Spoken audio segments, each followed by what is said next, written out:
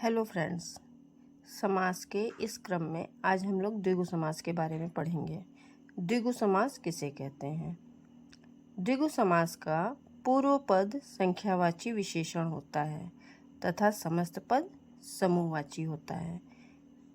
पहला पद अर्थात जब दो शब्दों से मिलकर हमारा समास का शब्द बना होता है, सामासिक शब्द, तो उसका जो पहला पद होता है वो संख्यावाची होता है। जैसे पंचवटी, 5 वटों का समूह।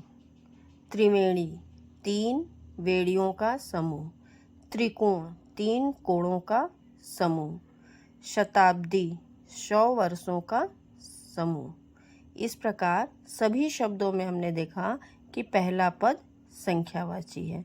जहाँ पर पहला पद संख्यावाची होता है वहाँ पर द्विगु समास होता है। धन्यवाद। हेलो फ्रेंड्स, द्विगु समास और बहुब्रीहि समास में क्या अंतर होता है? द्विगु समास का प्रथम पद संख्यावाची विशेषण तथा दूसरा पद विशेष्य होता है। जो द्विगु समास होता है उसका पहला पद संख्यावाची विशेषण होता है और दूसरा पद विशेष्य होता है, जबकि बहुब्रीहि समास का समस्त पद ही विशेषण का काम करता है। ऐसे समस्त पद जो द्विगु और बहुब्रीहि दोनों के अंतर्गत आते हैं, यानी बहुब्रीहि समास में भी आते हैं और द्विगु समास में भी आते हैं, उनका अंतर उनका विग्रह करके ही देखा जा सकता है। जैसे चतुर्भुज, 4 भुजाओं का समूह। देखिए चतुर्भुज है यहाँ पर, तो चतुर्भुज का मतलब हो गया 4 भुजाएं। यहाँ पर प्रथम पद संख्यावाची है, लेकिन ये द्विगु समास का उदाहरण नहीं है। क्यों? क्योंकि यहाँ पे 4 भुजाओं का समूह, 4 भुजाएं हैं जिसकी, अर्थात विष्णु।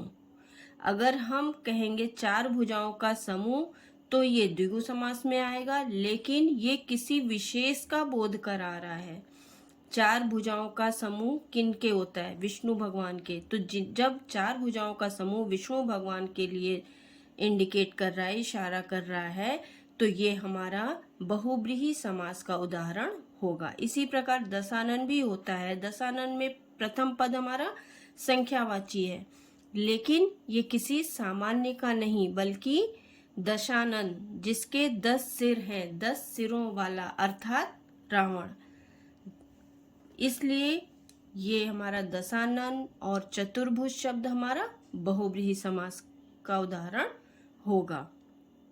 ये द्विगु समास और बहुब्रीहि समास में अंतर है। अगर किसी विशेष का बोध होता है तो हमारा बहुब्रीहि समास होता है, और अगर केवल वो सामान्य होता है तो वो हमारा द्विगु समास का बोध कराता है। ये दोनों समास में अंतर है।